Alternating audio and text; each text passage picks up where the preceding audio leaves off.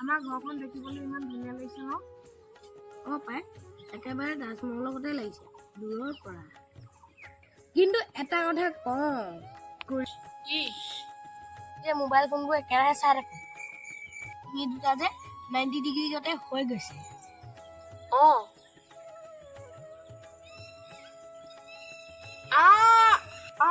মোৰ ডিঙিটো লগ হৈ গ'ল, মৰিলো। সোঁফালে ঘূৰাবই পোৱা নাই।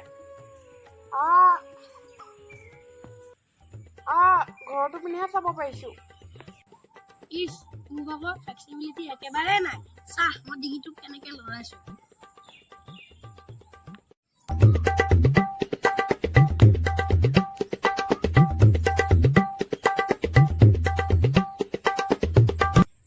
মোৰ ডিঙিটো আগফালে ৰস হৈ গ'ল ৰে। তোৰ ঘৰৰ টিংবিলাকে দেখাব পাইছো, তোক দেখিয়ে পোৱা নাই।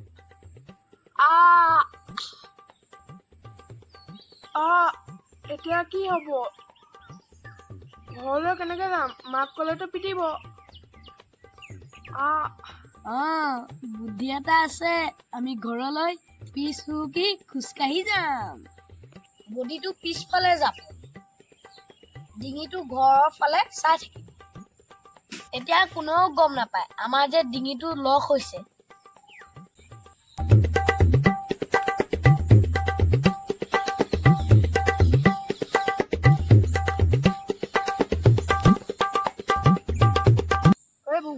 আইডিয়াটো কিন্তু কামত আহিছে দেই।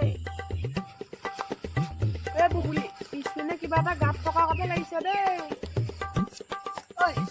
নাই গৈ থাকচোন। মৰিলো।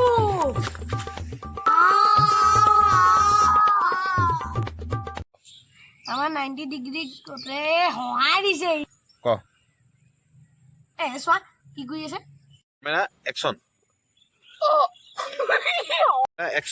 ডিঙিটো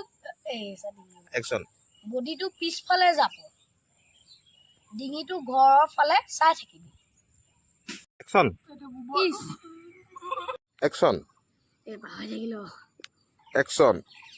এটা কথা কওঁ,